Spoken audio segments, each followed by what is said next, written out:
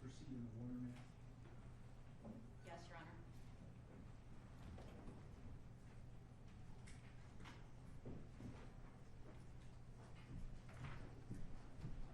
Good morning, Your Honor. Ashley Hanson-Grimes on behalf of... I've got a call, please.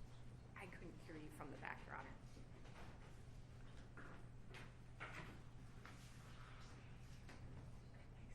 This is file 25-21841-FC, People of the State of Michigan versus Dale Warner. We are here today for a hearing in the matter of Kevin Greca, for whom the court issued a material witness order and subsequently last Friday, I believe, set a bond.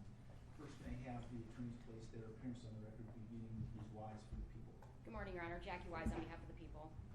Good morning, Your Honor. Ashley Hanson-Grimes on behalf of retired Detective Kevin Greca, who is also in the courtroom seated to my left. Good morning, Your Honor. Mary Chartier on behalf of Dale Warner, who is participating via video.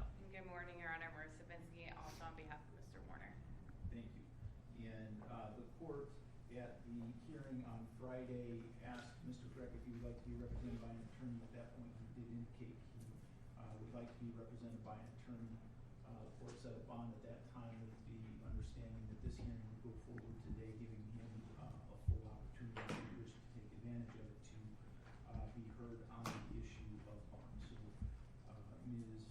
Hanson-Grimes, give you an opportunity at this point to say anything you'd like with respect to the issue of bond, or if you would prefer to take some testimony, you can do that as well. Your Honor, although I'm not entirely privy to what happened on December 12th, as it relates to the hearing that was conducted, I do understand that my client did not make a statement regarding, he did address bond, and the court did not ended up setting a $50,000 surety bond. That surety bond has been paid, and he is ultimately released. What we take issue with today, and if we are limited in our scope to a bond hearing today, which is what this was noticed as, is the bond conditions. And I would like to take some testimony today regarding that. I do take issue with how things were previously conducted, but we're not here to address those today, and I will file any appropriate motion that I will need to in order for you to consider that once I've reviewed the transcript. That's fine. I do not have any bond conditions. Yes, you do, Your Honor. No, I do not. It is a $50,000 surety. Oh, okay. They would be from the bonding agency. So I would just ask that there was one provision, there's 3 provisions, that he will comply with any orders from this court, that he will not leave the state of Michigan, and that he will make himself available for any and all court appearances. I've spoken with Ms. Wise. I do not believe that the provision regarding leaving the state of Michigan needs to be there. He has retained me. I'm a local attorney. He lives here locally. He's lived here for over 20 years. He was out to dinner. I want it to be very clear that he was not fleeing in any capacity. He was out to dinner in Ohio when your order was executed upon him. At that point, he then did have to come back. This idea that he was a fugitive from justice, under the definition of a fugitive from justice, simply doesn't apply. He hasn't been charged with anything, nor was he given any notice that your order from October was even in place. There was no tacking, there was no mailing of it to him, there was no indication that he knew anything that happened in the October 21st hearing and the order of attachment that came out of that hearing. So this idea that he is a fugitive and he's been labeled by the media is completely abhorrent to me, because he was out to dinner, as many of us go to dinner, given our close proximity to Ohio. So I do not believe that this is the case. I've talked to Ms. Weiss's office. We acknowledge service of the subpoena in this case. We acknowledge that we will cooperate with any pretrial statements that she may need from my client, just that I am to be present. We have no issue. I take issue with the hearings that were conducted in October, and I will be filing motions regarding those, but I take no issue going forward in having my client fully cooperate to the best of his ability, and at that point, not only with Mr. Warner's counsel, but with the Lenawee County prosecutor. What has been perpetrated upon my client, given his his service to this county in the state of Michigan is disgusting. There are many mechanisms that could have been used to effectuate notice, even to have notice effectuated to the October 21st hearing. The fact that I reviewed the file at 3:45 on Monday, and by 5 o'clock it is released to the media and unsealed, certainly does not seek to show that there was any thought to the safety of my client. And to go further forward, like, it indicates that there almost seems a willingness to paint him in a bad light. I, again, have many issues with the hearing that was conducted in October, but we're not here for that. However, I do ask that this court make the only condition, if there is to be conditions set. $50,000 cash surety bond has been paid. He is here, he is out, he is willing to cooperate. I anticipate working with Ms. Wise within the next 21 days. And that is to get through the holidays and to get through my scheduling. We have agreed to that. He is in agreement with that. He will state today that he is in receipt of the subpoena and that he fully intends to be bound by that and to make himself available to the prosecutor and to defense counsel. All right, so I think I heard you request that the condition that he not leave the state of Michigan be removed. Is that correct? Correct, Your Honor. Are you asking for anything else at this point? If the court feels that conditions are appropriate, I do not believe that they are. And again, because the surety bond has been paid, and essentially he has not been charged with any offense, and your order has been effectuated and he has been served, I consider at this point that there should be no conditions at all. However, if the court would feel better about that, we are certainly agreeing that we have no problem saying that we will cooperate in the terms of the subpoena as it is ordered, because we do acknowledge receipt of it. Okay, just for clarity's sake, there are no conditions on his bond that have been imposed by me other than the $50,000 cash or surety. So then I would ask for an order stating that the bond condition of the bonding agency that states he is not allowed to leave the state of Michigan be removed pursuant to an order from you. Okay, I'm not aware of any legal authority that I have to tell the bonding agency what additional conditions they may or may not want to put in place in order for them to issue their bond. I will say for the record, well, let me ask Ms. Wise if you have any input that you'd like to make give on this topic. Your Honor, the fact that he's hired an attorney and he has appeared today does go a long way, but it doesn't change the fact that we had to look for him for 8 months, and he was in Ohio for a period of time. It wasn't just to go out to dinner. However, this court hasn't set that as a bond condition that he cannot leave the state of Michigan. That's understood. That's part of the bonding agency. I would leave it up to your discretion. I would, however, ask the court to make a bond condition that he does notify the court if he does change his address, if he does change his phone number. Those are the conditions I would be asking for, Your Honor. Your Honor, pursuant to this pretrial release order, which is a scale motion, or a scale order, which is why I thought it did come from this court, it does say do not leave the state of Michigan without the permission of this court. I'm asking for the court to grant him permission, blanket permission to leave the state of Michigan. You are correct. That is in the form order on the pretrial release that was signed by the court. I'm sorry, Ms. Wise, did you say you would leave that issue in the court's discretion? In the court's discretion, Your Honor, based on the facts that the court has before it from previous hearings, yes. Ms. Shardy, do you care to have any input on the topic? The only input would be, I think that retired Detective Greca has acknowledged service of the subpoena. To my knowledge, there's never been an issue with him not attending court before. He's retained counsel who is aggressively representing him.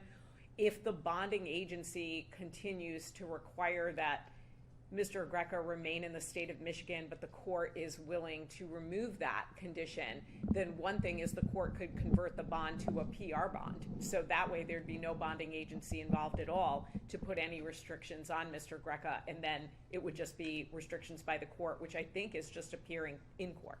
Thank you.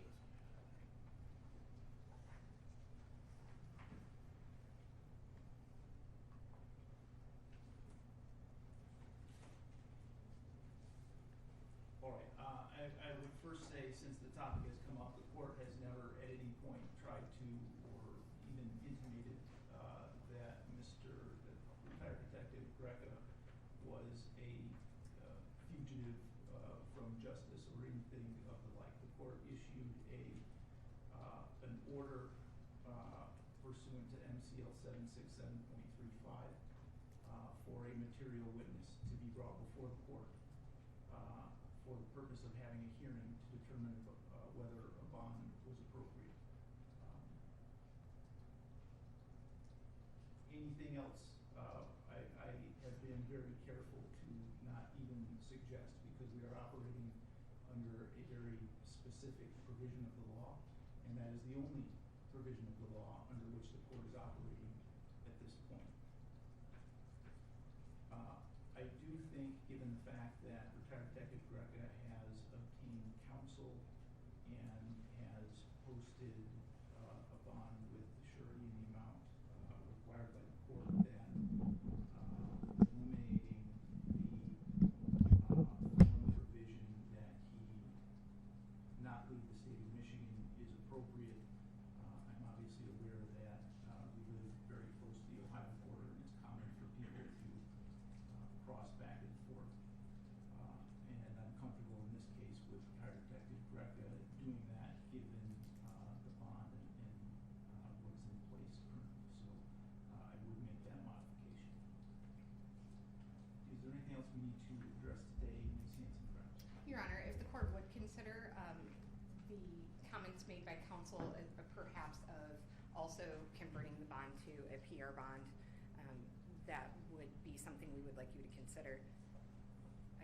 Bond's already paid, and you made it a surety bond, so it's not a matter of retired Detective Greca getting his money back, because that's impossible, and the court made it impossible. So it's just a matter of releasing him from any conditions from a bonding agency, and I would leave that in the court's discretion. I would object to any PR bond just based off of previous hearings, Your Honor. Facts before this court. All right, based on what I know of the case right now, I would leave the surety bond in place as a surety bond. If you, Ms. Hanson-Grimes, would like to present further evidence for me to consider in terms of, or for the purpose of reducing or changing that from a surety bond to the personal recognizance bond, I'll give you an opportunity to do that. But as I stand right now with what I have before me right now, I would leave the surety bond in place.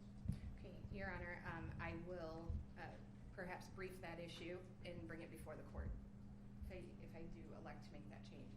I do feel that the surety bond at this point essentially has become punitive.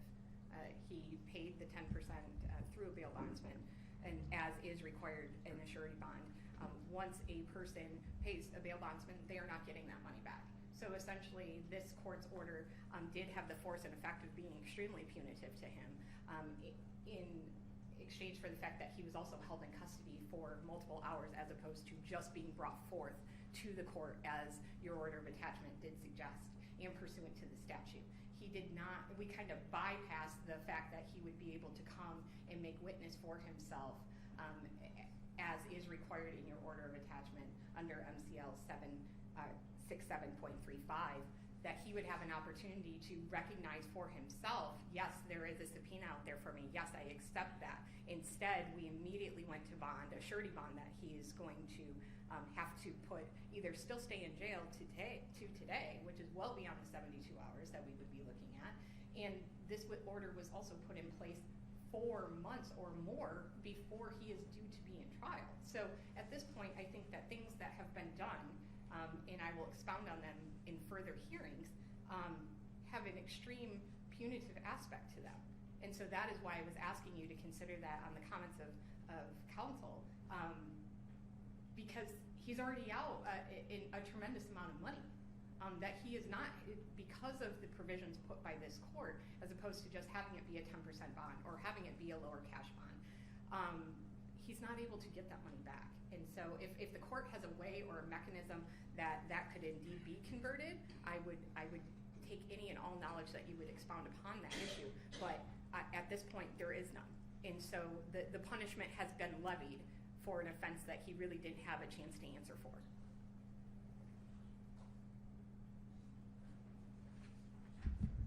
I would point to the statute MCL 767.35 as the court's basis for requiring a surety bond. That statute says nothing about a 10% bond, and so I did think about a 10% bond when making my decision on going forward. And in reading the statute, did not believe that that would be authorized by the statute, and so there's a reason that I did not do that. I've stated my reasons for maintaining the surety bond, which I'll do at this point. And if you'd like to have a further hearing on that or brief it in any way, you're welcome to do so. Okay, thank you, Your Honor. At this point in time, there would be nothing more from the court. We will be requesting a transcript of the December 12th hearing. Would the appropriate mechanism be to file something with this court to get that transcript, or how is best for me to get that information? There's, I believe, a scale form Okay. for requesting transcripts that we ask people to use. Just because it was a sealed hearing, that's why I'm asking. I have nothing further today. If Ms. Wise has anything further. I have nothing further, Your Honor. Thank you. Nothing further, thank you. Okay. Thank you.